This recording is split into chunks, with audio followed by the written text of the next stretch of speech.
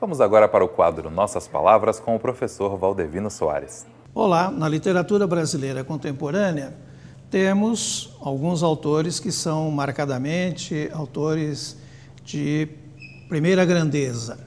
Trago hoje para algumas considerações de vocês um autor mineiro de Cataguases chamado Luiz Rufato.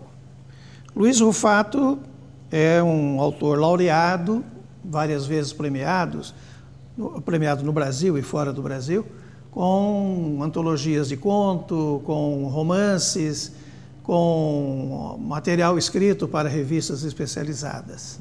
É um grande romancista, é um excelente contista. A obra que eu trago hoje se chama Eram Muitos Cavalos.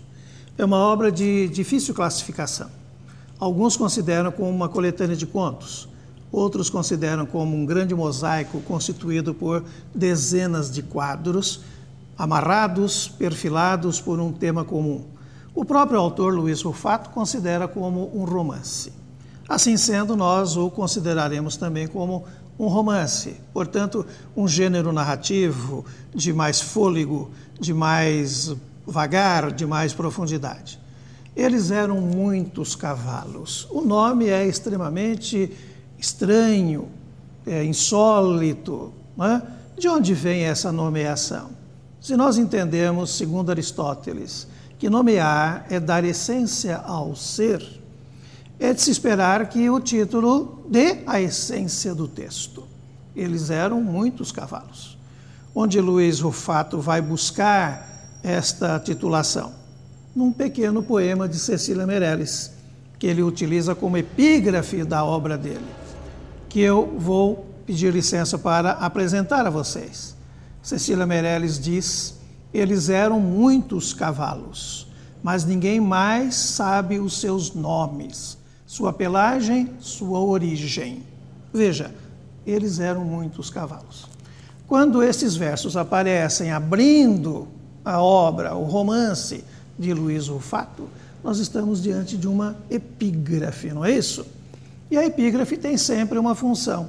Ela anuncia o tema fundamental do texto que vai ser desenvolvido. Eles eram muitos cavalos. Trata do que esta narrativa? Na verdade, são 67 quadros, episódios, vividos por diferentes personagens.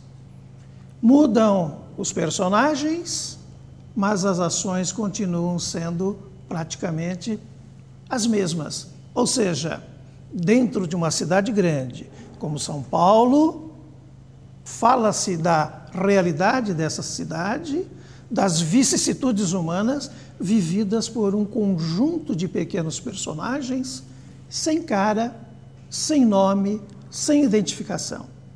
A massa da população vivendo a realidade dura e sofrida da cidade grande como é a cidade de São Paulo, numa realidade desumanizada.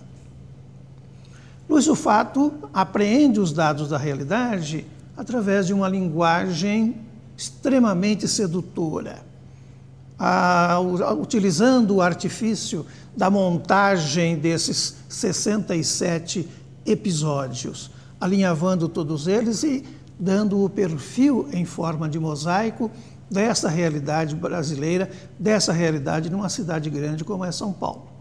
Vale a pena ler a obra de Luiz Rufato. Há determinados contos ou textos ou pequenos episódios, como queiram, que vale pelo insólito da apresentação, pelo lirismo, como é o caso, por exemplo, de um pequeno episódio em que 3 pessoas, o pai, o filho e um amigo, caminham por uma das vielas da cidade grande e o menino vai lembrando os nomes de todas as capitais do Brasil. E os ônibus que passam na rodovia, com os letreiros indicando as cidades, o menino imediatamente identifica o estado. E o pai fica todo orgulhoso. Ter um filho capaz de conhecer o nome de todas as capitais do Brasil. E, intimamente, ele imagina que poderia ganhar algum dinheiro com o filho se o levasse à televisão, para que todos pudessem conhecer o talento que seu filho tem de conhecer todas as cidades do Brasil. Episódio pequeno, singular, não é mesmo? Mas um episódio cheio de muito lirismo. Da miséria humana, o Luiz Rufato faz aparecer o lance do poético, o do estético, o do sensível. Por isso vale a pena ler a obra do Luiz Rufato. Fica aí o nosso convite. Leia, dê a sua opinião, mande as suas sugestões. Aí está o nosso e-mail, tvuniban@uniban.br. Obrigado, até a próxima.